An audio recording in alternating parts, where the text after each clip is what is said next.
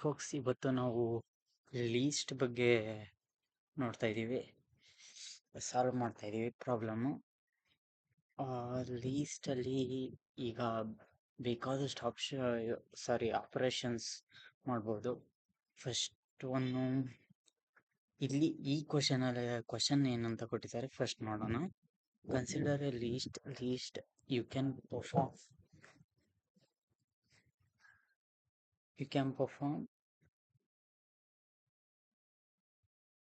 the following commands. Insert I, that is insert integer e at position I, print the list, remove e, delete the first occurrence of integer e, append e, insert integer e at the end of the list, sort the list, pop the last element from the list, reverse the list.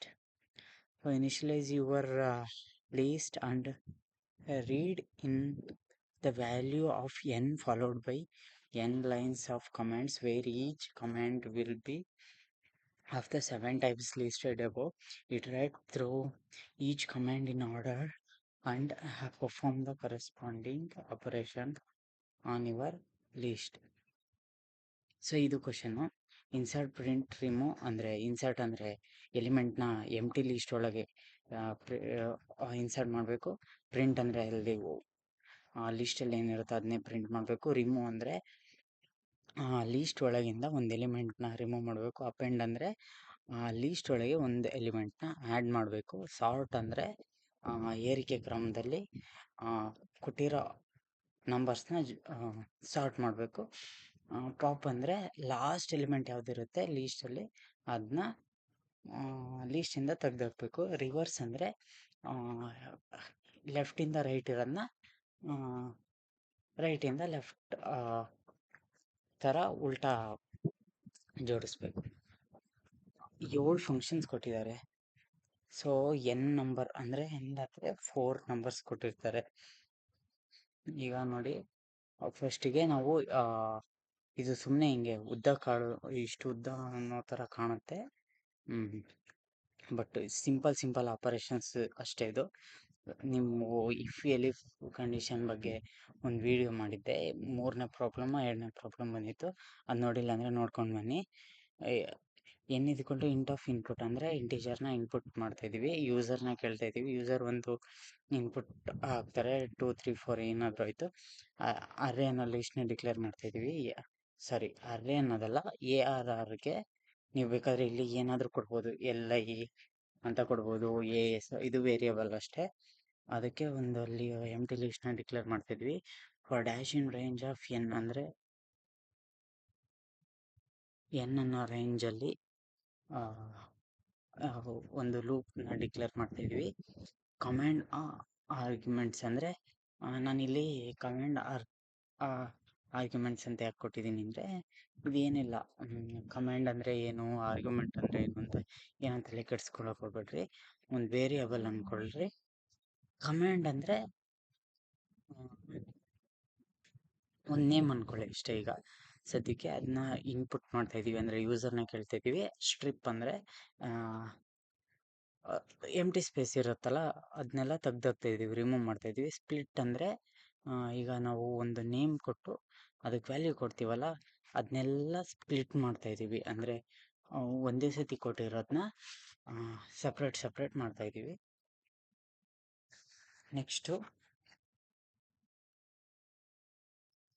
ಈಗ ಅದಾದಮೇಲೆ next CMD command ಆರ್ಗ್ಸ್ of 0 ಅಂತ ಇದೆ. ಅಂದರೆ ನಾವು command ಆರ್ಗ್ಸಲ್ಲಿ ಒಂದು ಆಪರೇಷನ್ಸ್ನ ಕೊಡ್ತೀವಿ. ಏನಪ್ಪ ಅಂತಂದರೆ ಈಗ ಪ್ರಿಂಟ್ 0 1 2 ಅಂತ. ಅಂದರೆ ಕಮಾಂಡ್ ಅಂದರೆ ನೀವು ಇದ್ರಿಗೆ ಈ 7ನಲ್ಲಿ ಒಂದು ಆಪ್ರೇಷನ್ ಅಂದ್ಕೊಳ್ರಿ. ಈ ಇನ್ಸರ್ಟು, ಪ್ರಿಂಟು, ರಿಮೂವ್, ಅಪೆಂಡು ಇವಿದಾವಲ್ಲ ಅಪ್ ಟು ರಿವರ್ಸ್ವರೆಗೂ, ಇದರಲ್ಲಿ ಒಂದನ್ನ ಇನ್ಪುಟ್ ಮಾಡಿರ್ತೀವಿ ಅಂದ್ಕೊಳ್ಳಿ. ಅದನ್ನು ಇನ್ಪುಟ್ ಮಾಡಿ ನಾವು ಮುಂದೆ ವ್ಯಾಲ್ಯೂಸ್ ಕೊಟ್ಟಿರ್ತೀವಿ. ಯಾವ ಥರ ಅಂದರೆ ಇಲ್ಲಿದೆ ನೋಡಿ, 1 3 2 ಈ ಥರ. ಸೊ ನಾನೀಗ ಕಮಾಂಡ್ ಆರ್ಗ್ಸಲ್ಲಿ 0th ಇಂಡೆಕ್ಸಲ್ಲಿ ಇದರಲ್ಲಿ ಯಾವ ಆಪ್ರೇಷನ್ ಮಾಡಬೇಕಂತ ಇರುತ್ತೆ. ಈ 7 ಅದನ್ನು ನಾನು ಏನಂತ ಅನ್ಕೊಂತ ಇದ್ದೀನಿ ಅಂದರೆ CMD ಅಂತ ತಗೊತಾ ಇದ್ದೀನಿ. CMD ಅದನ್ನ ಮಾತ್ರ CMD ಅಂತ ತಗೊಳ್ತಾ ಇದ್ದೀನಿ. ಇನ್ನು ಉಳಿದಿದ್ದ ವ್ಯಾಲ್ಯೂ ಎಲ್ಲ ಹಾಗೆ ಇರುತ್ತೆ. ಹಂಗೆ ಇದ್ದಾಗ CMD ಅನ್ನೋದು ಅಂದರೆ ಇಲ್ಲಿದೆಯಲ್ಲ, ಇದು ಫಸ್ಟಲ್ಲಿ ಏನಿರುತ್ತೆ ಅದು ಅಂದರೆ ಕಮಾಂಡ್ ಆರ್ಕ್ಸಲ್ಲಿ ಫಸ್ಟ್ ಇನ್ಪುಟ್ ಏನಿರುತ್ತೆ ಅದು ಪ್ರಿಂಟ್ ಅಂತ ಆಗಿದ್ರೆ ನಾವು ಲೀಸ್ಟ್ನ ಪ್ರಿಂಟ್ ಮಾಡ್ತಾ ಇದ್ದೀವಿ. ಅದೇ ಅದು ಸಾರ್ಟ್ ಅಂತ ಆಗಿದ್ರೆ ಅದನ್ನ ನಾವು ಸಾರ್ಟ್ ಮಾಡ್ತಾ ಇದ್ದೀವಿ ಆ ನಂಬರ್ಸ್ನ.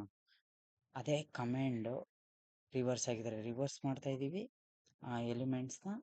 ಮತ್ತು ಎಲಿಫ್ ಆಗಿದ್ರೆ ಅಂತ ಇದ್ದೀನಿ.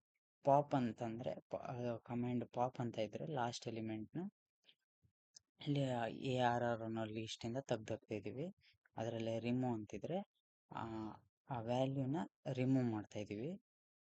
ನೆಕ್ಸ್ಟು ಅಪೆಂಡ್ ಅಂದರೆ ಆ ಲೀಸ್ಟ್ ಒಳಗೆ ಒಂದು ವ್ಯಾಲ್ಯೂನ ನಾವು ಈ ವ್ಯಾಲ್ಯೂನ ಆ್ಯಡ್ ಮಾಡ್ತಾಯಿದ್ದೀವಿ. ನೆಕ್ಸ್ಟ್ ಇನ್ಸರ್ಟ್ ಅಂತ ಇದ್ದರೆ ಪೊಸಿಷನ್ ಅಂದರೆ ಈಗ ನಾವು 2ನೇ ಇಂಡೆಕ್ಸ್ಗೆ 1 ಅನ್ನೋ ವ್ಯಾಲ್ಯೂನ ಹಾಕ್ಬೇಕಾಗಿರುತ್ತೆ. ಈಗ ನೋಡಿ ಇಲ್ಲಿ ಕರೆಂಟಲ್ಲಿ 1ನೇ ಇಂಡೆಕ್ಸ್ಗೆ ನಾವು 2 ಅಂತ ವ್ಯಾಲ್ಯೂನ ಇನ್ಸರ್ಟ್ ಮಾಡ್ತಾಯಿದ್ದೀವಿ. ಸೊ ಅದೇ ಇದು ARR ಅನ್ನೋ ಲೀಸ್ಟ್ಗೆ ಇನ್ಸರ್ಟ್ ಮಾಡ್ತಾಯಿದ್ದೀವಿ. ಎಷ್ಟನೇ ಪೊಸಿಷನ್ಗೆ ಯಾವ ವ್ಯಾಲ್ಯೂನ ಇನ್ಸರ್ಟ್ ಮಾಡಬೇಕು ಅಂತ ಈ ಕ್ವಶನ್ನು ಮತ್ತು ಈ ಪ್ರೋಗ್ರಾಮು. ಸೊ ಈಗ ರನ್ ಮಾಡ್ತಾಯಿದ್ದೀನಿ. ಆಗಲೇ ಚೆಕ್ ಮಾಡಿದ್ದೆ, ಒಟ್ಟು ಆನ್ಸರ್ ಬಂದೇ ಬರುತ್ತೆ. ಸೊ ಇಷ್ಟೇ. So thank you for watching.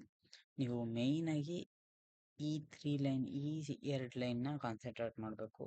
ಏನೇನು ಅಂತ, ಈ ಇನ್ಪುಟ್ ಅಂದ್ರೇನು, ಸ್ಟ್ರಿಪ್ ಅಂದ್ರೇನು, ಸ್ಪ್ಲಿಟ್ ಅಂದ್ರೇನು ಸಪ್ರೇಟಾಗಿ ತಿಳ್ಕೊಂಡಿದ್ರೆ ನಿಮಗೆ ಇನ್ನೂ ಹೆಲ್ಪ್ ಆಗುತ್ತೆ.